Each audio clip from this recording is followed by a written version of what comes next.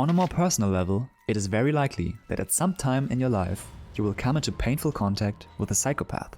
For your own physical, psychological, and financial well-being, it is crucial that you know how to identify the psychopath, how to protect yourself, and how to minimize the harm done to you.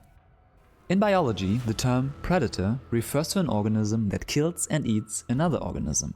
In modern life, encountering a lion is a rather unlikely scenario. Therefore, we'll look instead at the human equivalent of predation: abuse, deceit, and exploitation. Predators we encounter in normal life don't look like Hannibal Lecter or Batman's Joker. Such intense specimen are likely to get into conflict with the law and end up in prison. Predators we can encounter in everyday life are, by definition, well adapted to society. They might not kill and eat you, but their interactive pattern is based on exploitation and deceit. Because most forms of abuse are unindictable, they learn to express their dark temperament within the bounds of legal behavior. So, when it comes to protecting yourself from such individuals, you are on your own. You need to spot them early before they can trap you into a web of abuse and deceit. If you don't watch out for them, you line up to be exploited, just as happened to Sarah.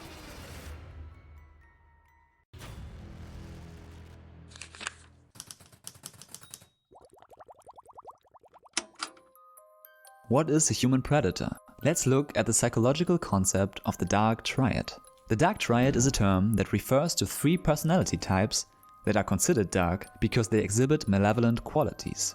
People who can be considered human predators belong to 1, 2, or all 3 of these types. Before we get into them, let's look at the essence of human ethics, so that we can understand how the dark triad violates this idea.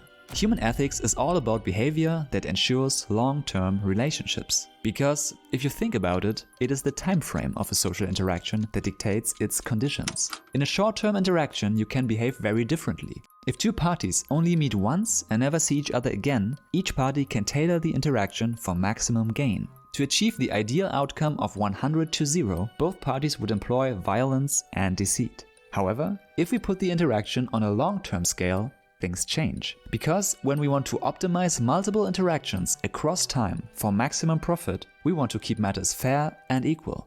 Exploiting each other every time is an inefficient and unstable trading strategy. Instead, we need to develop a symbiotic model that ensures better outcomes for all parties in the long run. Formulating principles that establish such conditions can be considered the origin of human ethics. Hence the saying, you always meet twice. If you base your actions on this assumption, you are acting ethically. In stable and productive societies, this is what people do by and large. Yet, even in these societies, there are deviations. Most people are honest, loyal, law-abiding citizens who focus their energy on making a living, raising a family, and contributing to society. Others are more selfish, concerned only about themselves, and appear to lack a moral compass. These individuals display little regard for others, allowing their need for power and prestige to override their sense of fairness and equity. This is where the dark triad comes into play. The term refers to people who show signs of narcissism, Machiavellianism, and psychopathy. Narcissists are prideful and egoistic beings with a severe lack of empathy. Machiavellians only know the interactive mode of manipulation and deception. Psychopaths are distinguished by their antisocial behavior, selfishness, and remorseless actions. They all reject the principles that ensure productive and long-term interactions. They exploit their fellow human beings, not thinking about the consequences for other people. They may be spectacularly successful with the strategy in the short term, but their success is short-lived. Because civilization is built on a different value system, they usually struggle functioning in society. In fact, most people that belong to the dark triad end up in prison.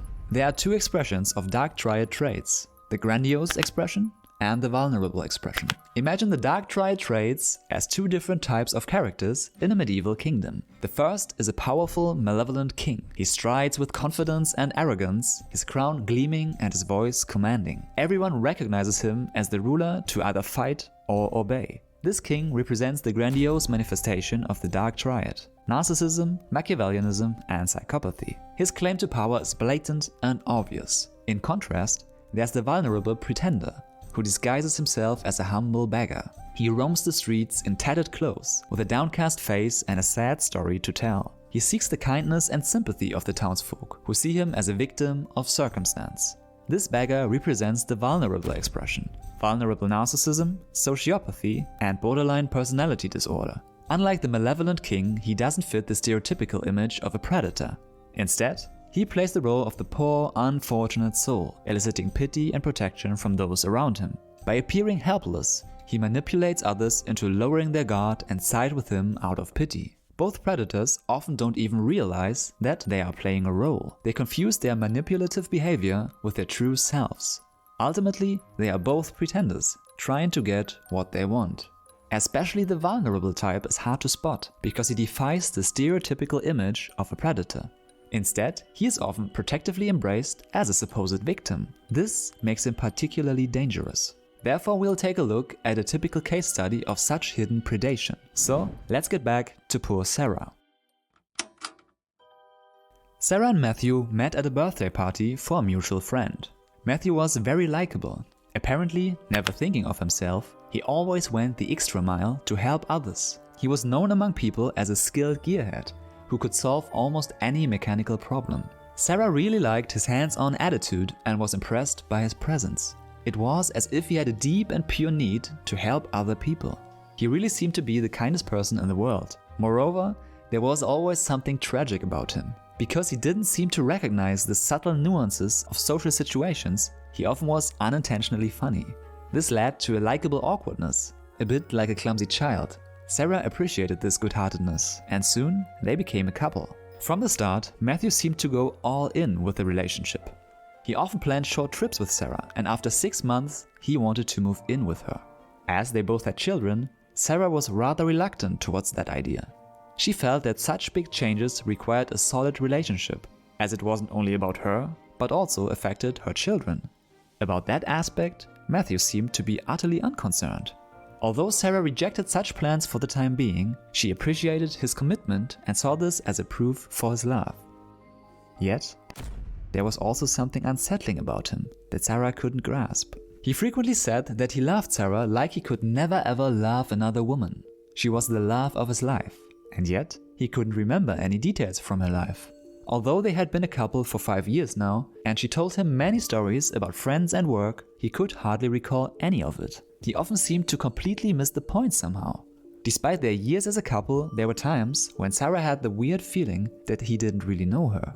In such moments, despite his love confessions, she felt oddly replaceable.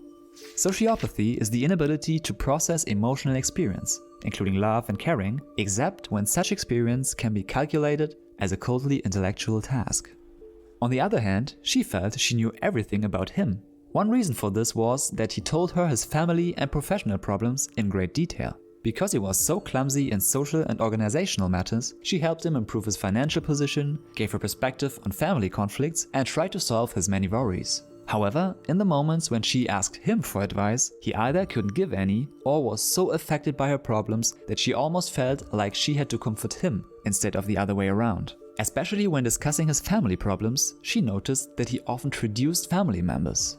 Particularly when it came to his children, Sarah was confused. Again, she could not put her finger on it, but the lack of empathy and loyalty he showed when complaining about them put her off. In the back of her mind, she sometimes wondered how he would talk to his friends and family about his conflicts with her. But actually, there were no real friends. It was just his family and a bunch of past friendships and long-term acquaintances he hardly ever contacted. When Sarah asked him about that, he didn't really know what to say. "They don't get in touch either," often was his answer. But over time, Sarah gets this strange feeling that he simply forgets people when they aren't physically present. A narcissist is alienating his relationships on account of his lack of empathy with others and feels confused, abandoned, and lonely. He misses people he loves and is ill-equipped to get them back. Sociopaths, in contrast, do not care about other people, and so do not miss them when they are alienated or gone. Another thing was that she couldn't argue with him properly. 2 minutes into each fight, he would give in and ruefully explain that he really needed to change, often in tears. But his confessions had no substance, as he couldn't really understand the problem. Confronted with his helplessness, Sarah was overcome with pity and convinced herself that he didn't mean any harm. She then often felt guilty for being too hard on him. If you find yourself often pitying someone who constantly hurts you or other people, who actively campaigns for your sympathy, the chances are close to 100% that you are dealing with a sociopath. He also seemed to reject the notion of having personal wishes. Everything he does, he thinks he does for someone else. For example, he dreamed of building a house for him and Sarah to live in. Sarah thought about the costs and responsibilities involved. She made it clear to him that she would prefer to share an apartment, but if it is important to him, she would give in for him. Nevertheless, Matthew speaks on several occasions as if he was building the house primarily for Sarah. Over the years, Matthew has often helped Sarah's wide circle of friends with repairs. Increasingly, she feels a subtle alienation between herself and her friends. Especially when she talked about problems between herself and Matthew, she had the feeling that everyone around herself was thinking, how is Sarah so hard to please? They only see Matthew fulfilling Sarah's every wish. She couldn't possibly explain to her friends why she felt drained and frustrated. Everyone, including Matthew, subtly suggested to Sarah that she was a demanding and bossy partner. Instead, they sympathized with the somewhat awkward but well-meaning Matthew. This narrative was completely at odds with her own emotions. How could she feel exhausted, desperate, isolated and mistreated when Matthew was such a good soul? Was she herself the problem? Was she perhaps the one treating him badly? All these confusions and inner conflicts boiled up inside her over time, until she finally broke down. A doctor diagnosed her with stress-induced heart problems and prescribed a cure.